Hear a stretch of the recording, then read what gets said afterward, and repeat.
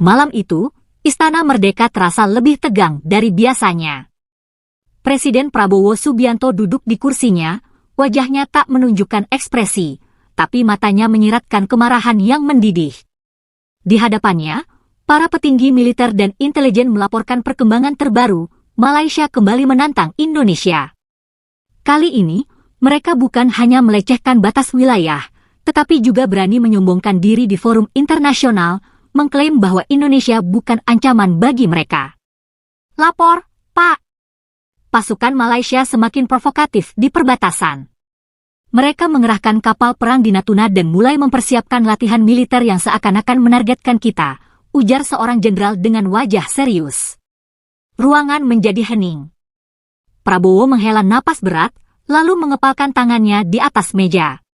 Mereka pikir kita akan diam saja, suaranya dalam dan dingin, membuat semua yang ada di ruangan itu merinding. Ketegangan meningkat ketika laporan lain masuk.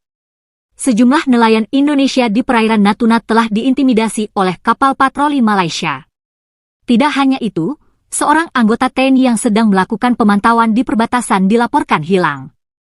Semua ini bukan lagi sekadar provokasi, ini penghinaan terhadap kedaulatan Indonesia. Mata Prabowo menyipit, dan dalam sekejap, ketenangan yang ia jaga mulai retak. Malaysia lupa siapa kita, gumamnya pelan, tapi penuh amarah. Ia bangkit dari kursinya, tatapannya menyapu seluruh ruangan. Mereka pikir Indonesia masih seperti dulu, bisa diatur dan diintimidasi. Tidak! Kita akan tunjukkan siapa yang sebenarnya berkuasa di kawasan ini. Ucapannya menggelegar, membuat semua yang hadir mengangguk dengan hormat dan keyakinan penuh. Prabowo berjalan ke jendela besar di ruangannya, menatap keluar. Malam Jakarta terasa dingin, tapi dalam dirinya, api kemarahan semakin membara. Ia mengingat sejarah panjang hubungan Indonesia-Malaysia yang selalu penuh ketegangan. Selama ini, Indonesia mencoba bersabar, tapi kesabaran ada batasnya. Jika mereka ingin bermain api, maka Indonesia akan menjadi kobaran yang membakar segalanya. Saya tidak akan biarkan harga diri bangsa ini diinjak-injak, lanjutnya. Saatnya kita memberikan pelajaran keras kepada mereka. Semua yang hadir diam, menunggu perintahnya. Prabowo menoleh ke arah ajudannya. Panggil Hercules, katanya tegas. Kita butuh orang yang tak kenal takut untuk misi ini. Para jenderal di ruangan saling berpandangan. Hercules, sosok yang dikenal sebagai legenda hidup dunia jalanan, seorang pria yang tak bisa dihancurkan bahkan oleh peluru. Jika Prabowo memanggilnya, ini bukan sekadar operasi biasa. Ini adalah tanda bahwa Indonesia akan bergerak tanpa ampun. Namun, Prabowo tahu satu orang saja tidak cukup. Ia butuh seseorang yang lebih dari sekedar petarung jalanan, seseorang yang memiliki kekuatan yang melampaui batas manusia biasa. Prabowo menarik napas dalam dan berkata, dan panggil juga Panglima Jilah. Seketika, suasana ruangan berubah. Beberapa jenderal menelan ludah. Nama itu tak sering terdengar, tapi semua tahu, Panglima Jilah bukan sekadar manusia biasa. Apa kita benar-benar harus melibatkan dia, Pak? Seorang petinggi bertanya ragu. Prabowo menatapnya tajam. Kita tidak bisa bermain-main kali ini. Malaysia sudah melewati batas. Mereka harus merasakan akibatnya. Suara Prabowo begitu dingin, begitu pasti. Ia tak lagi berbicara sebagai presiden biasa, tapi sebagai seorang pemimpin perang. Di malam yang semakin larut, perintah Prabowo mulai dijalankan. Utusan khusus dikirim untuk menjemput Hercules dari tempat persembunyiannya, sementara tim lain bergerak mencari Panglima Jilah yang keberadaannya penuh misteri. Perintah telah dikeluarkan, Indonesia tak akan lagi bersabar. Ini bukan sekadar peringatan. Ini adalah awal dari badai yang akan menghantam Malaysia tanpa ampun. Malam semakin larut, dan suara deru angin di luar Istana Merdeka semakin menggema, seolah ikut merasakan ketegangan yang melanda. Prabowo tidak bisa lagi menahan amarahnya. Di ruang kerjanya, ia memandang dengan tajam layar holografik yang menunjukkan pergerakan pasukan Malaysia di sekitar Natuna. Mereka tidak tahu siapa yang sedang mereka hadapi, gumamnya. Namun, Meskipun sekeras apapun hatinya, ia tahu, untuk menghadapi ancaman ini, hanya ada satu orang yang bisa dipercaya untuk memimpin langkah pertama, Hercules. Di luar istana, angkutan mobil militer dengan lampu redup melaju cepat menuju tempat persembunyian Hercules. Kemanapun ia pergi, Hercules selalu menjadi sosok yang menakutkan dan dihormati. Banyak yang menganggapnya sebagai raja jalanan Jakarta, tetapi Prabowo tahu persis, Hercules bukan hanya tentang kekuatan fisik, tapi tentang kemampuan untuk membaca situasi dan bertindak tanpa ragu. Saat mobil itu berhenti di depan tempat persembunyiannya, seorang pengawal ketat membuka pintu dengan gerakan gesit. Di dalam, Hercules sedang duduk, mengasah pisau besar yang telah menjadi ciri khasnya. Suara mesin mobil yang berhenti tidak mengejutkannya, dia sudah tahu siapa yang datang. Mata tajamnya memandang utusan yang membawa perintah langsung dari istana. Hercules, ujar utusan itu dengan suara tegas namun penuh hormat, Presiden Prabowo memanggilmu. Ia butuh kamu untuk misi besar, misi yang akan mengubah segalanya.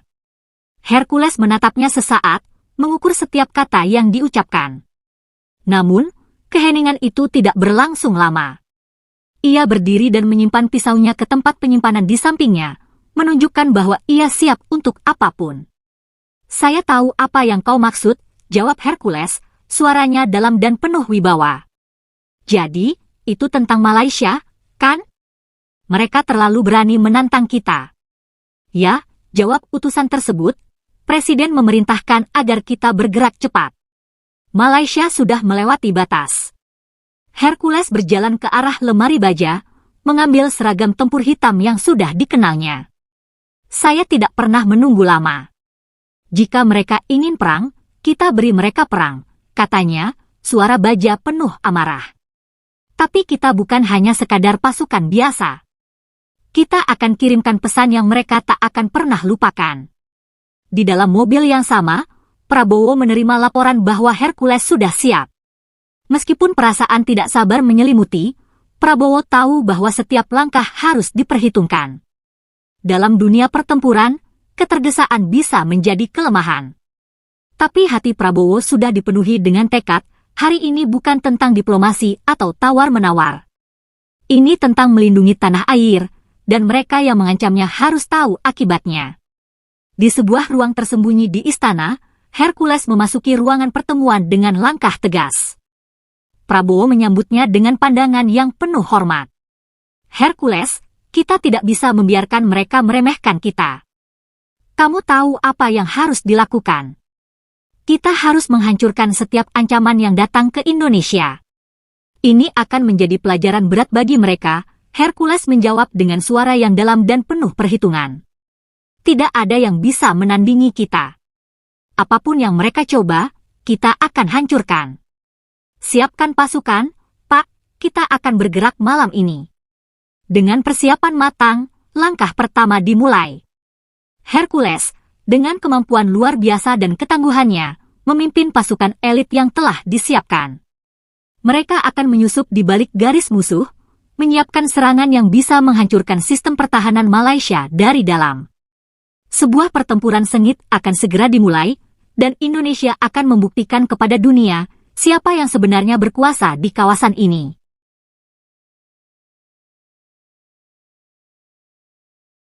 Malam semakin larut, namun suasana di Istana Merdeka semakin menegangkan. Hercules telah berangkat bersama pasukannya, sementara Prabowo tetap di ruang kerjanya, menatap layar holografik yang memantau pergerakan pasukan Malaysia. Meskipun langkah pertama sudah diambil, Prabowo tahu bahwa ancaman ini tidak bisa diselesaikan hanya dengan kekuatan fisik. Mereka membutuhkan lebih dari sekadar keberanian, mereka membutuhkan sesuatu yang tak terduga, sesuatu yang bisa mengubah jalannya perang ini dalam sekejap. Panglima Jilah, nama itu kembali terngiang di benak Prabowo. Dalam kesunyian malam, Prabowo memandang keluar jendela, merenung. Sejak lama ia tahu bahwa Panglima Jilah bukanlah sosok sembarangan. Ia adalah pendekar sakti yang telah lama menghilang dari dunia modern, tapi cerita-cerita tentang kekuatannya selalu menjadi bahan perbincangan. Jika ada yang bisa menaklukkan musuh dengan cara yang tak terbayangkan, itu adalah Jilah. Sementara itu, di sebuah tempat terpencil di pedalaman Jawa, Panglima Jilah tengah duduk bersila di bawah cahaya rembulan, berlatih dengan ketenangan yang hanya dimiliki oleh seorang pendekar sejati. Ia tahu perintah dari istana pasti telah datang, dan meskipun ia telah lama menyepi dari dunia luar, panggilan untuk berjuang demi negara adalah sesuatu yang tak bisa ia abaikan. Dalam keheningan malam, utusan Prabowo akhirnya tiba di tempat persembunyiannya. Tanpa berkata banyak, utusan itu hanya memberi isyarat, dan Panglima Jilah berdiri dengan cepat. Apa yang diinginkan Presiden? Suaranya rendah dan penuh wibawa, seolah setiap kata yang keluar dari bibirnya memiliki kekuatan magis yang mempengaruhi dunia sekitar. Indonesia dalam bahaya, jawab utusan dengan nada serius. Malaysia menantang kita. Presiden Prabowo meminta bantuan Anda untuk menghadapinya. Panglima Jilah hanya mengangguk, seakan telah mengetahui apa yang akan terjadi. Tanpa berkata lagi, ia melangkah dengan langkah tegas, seolah setiap gerakannya menggerakkan bumi di bawahnya. Sesampainya di Istana Merdeka, suasana berubah menjadi lebih mencekam. Prabowo menunggu di ruang pertemuan, menatap Panglima Jilah yang tiba dengan aura yang begitu kuat, seolah dia adalah makhluk yang lebih dari sekadar manusia. Meskipun dunia luar menganggapnya legenda, bagi Prabowo, Jilah adalah jawaban atas tantangan yang tengah mereka hadapi. Panglima, ujar Prabowo dengan suara penuh rasa hormat. Kami membutuhkan kekuatan Anda. Hercules telah memulai langkah pertama, tetapi kita butuh lebih dari sekadar kekuatan fisik untuk menghadapi ancaman ini. Malaysia menganggap kita lemah. Mereka akan belajar apa yang terjadi ketika mereka berani meremehkan Indonesia. Panglima Jilah mengangguk pelan, matanya yang tajam menyapu setiap sudut ruangan. Saya tahu. Mereka tidak tahu siapa yang sedang mereka hadapi. Jika mereka ingin berperang, maka mereka akan merasakan akibatnya. Tapi perang ini tidak hanya membutuhkan kekuatan fisik, kita akan gunakan taktik yang tidak mereka duga. Prabowo tahu bahwa ini adalah langkah besar. Dengan Panglima Jilah yang memiliki ilmu yang tak terbayangkan, dan Hercules yang bisa mengacaukan pasukan dengan kekuatan fisiknya, mereka memiliki kombinasi yang sempurna untuk menghadapi Malaysia. Namun, apa yang mereka rencanakan selanjutnya akan mengubah segalanya. Ini bukan hanya tentang menghancurkan mereka, lanjut Prabowo. Kita harus memastikan bahwa dunia tahu bahwa Indonesia tidak akan pernah tunduk pada siapapun. Mari kita tunjukkan kekuatan kita, Panglima. Panglima Jilah menatap Prabowo dengan tatapan penuh keyakinan. Biarkan saya yang menangani ini. Kita akan gunakan kekuatan yang tidak dapat dilawan oleh siapapun. Sesaat, ruangan itu menjadi sunyi, hanya terdengar desah napas mereka yang dalam, menyadari bahwa langkah selanjutnya adalah yang akan menentukan nasib Indonesia dan kawasan ini. Langit masih gelap ketika Panglima Jilah bersama pasukan elit yang ia pilih bergerak diam-diam menuju posisi strategis. Di sisi lain, Hercules dengan pasukannya yang tidak kalah tangguh telah mengirimkan ancaman jelas kepada pasukan Malaysia yang berani menginjakkan kaki di wilayah Natuna. Perang ini bukan hanya tentang batasan tanah, ini adalah pertarungan untuk harga diri Indonesia, dan mereka tidak akan mundur sejengkal pun. Namun, meskipun kekuatan fisik dan strategi militer sudah diatur, Prabowo tahu ada satu hal yang lebih penting, faktor kejutan. Kita akan biarkan mereka berpikir kita hanya bermain kekuatan. Tapi di balik itu, kita punya kartu truf, kata Prabowo kepada Panglima Jilah saat mereka berdiskusi di ruang yang dipenuhi dengan peta-peta dan data intelijen. Dengan tekad yang teguh, Panglima Jilah menyusun strategi yang tidak terduga. Ia tahu cara untuk menghancurkan musuh dengan psikologi perang yang mengerikan. Jika kita ingin menghancurkan mereka, kita harus menghancurkan mental mereka terlebih dahulu, ujar Jilah dengan senyum tipis. Mereka akan terperangkap dalam perang yang tidak mereka pahami. Panglima Jilah memerintahkan pasukannya untuk bergerak di malam hari, menyusup ke dalam hutan-hutan belantara yang terletak tak jauh dari perbatasan Malaysia. Di sana, mereka akan mengatur jebakan, membuat jalur komunikasi yang mengarah ke posisi mereka tampak seperti keberadaan pasukan Indonesia yang lemah. Semuanya harus terlihat seperti langkah mundur. Malaysia, seperti yang diinginkan, akan menganggap bahwa Indonesia tak memiliki kekuatan untuk membalas. Namun, di saat yang bersamaan, Hercules melaksanakan rencananya. Dia memimpin pasukannya untuk melakukan penyerangan mendalam di jalur-jalur utama yang biasa dilalui pasukan Malaysia. Tanpa peringatan, pasukan Hercules muncul, menembus jantung pertahanan Malaysia. Pasukan elit Malaysia yang terlatih dan beragam mulai terkejut, dan seketika itu juga, mereka kehilangan komando. Perang itu seakan-akan terjadi dalam sekejap. Hercules bergerak cepat, mengalahkan mereka satu persatu dengan kecepatan dan ketangguhan yang hanya bisa dimiliki oleh seorang pejuang legendaris. Tetapi meskipun kemenangan mulai terlihat di depan mata, Panglima Jilah tahu bahwa ini bukan puncak dari pertempuran. Semua yang terjadi saat itu hanyalah bagian dari permainan besar yang tengah mereka mainkan. Sekarang, saatnya kita hadirkan ketakutan yang nyata, kata Panglima Jilah dengan suara dingin, hampir seperti bisikan angin. Ia mengatur pasukannya untuk memasuki wilayah yang lebih sensitif, jantung pertahanan Malaysia. Tanpa diketahui oleh musuh, mereka telah menanamkan perangkat yang akan mengacaukan komunikasi militer Malaysia secara keseluruhan. Setiap sinyal komunikasi mereka, setiap laporan intelijen, akan terputus tanpa jejak. Tak lama setelahnya, pasukan Malaysia di seluruh wilayah Natuna mulai panik. Mereka merasa kehilangan kendali. Perintah datang tidak jelas, dan mereka seakan dikelilingi oleh bayangan-bayangan yang mengerikan. Jubah hitam yang dipakai oleh pasukan Jilah menyatu dengan malam, memberi kesan bahwa mereka bukan sekadar manusia. Mereka adalah makhluk yang datang dari kegelapan, siap menghabisi lawan-lawannya tanpa ampun. Pada saat yang sama, Prabowo memandang laporan yang masuk. Mereka tak tahu apa yang baru saja terjadi, ujar Prabowo dengan senyum tipis di wajahnya. Ia tahu serangan ini akan menjadi momen yang akan dikenang sepanjang sejarah.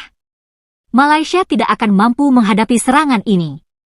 Mereka telah melangkah terlalu jauh, dan kini mereka akan membayar harga yang sangat mahal. Di tengah kekacauan yang menyelimuti pasukan Malaysia, Panglima Jilah berdiri dengan tegak, melihat ke arah langit yang gelap.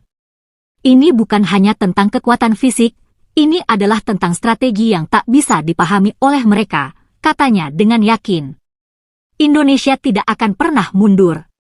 Dan dengan itu, perang baru saja dimulai, perang yang akan mengguncang dunia dan merubah peta politik di kawasan Asia Tenggara selamanya. Kekacauan yang terjadi di garis depan semakin menguat.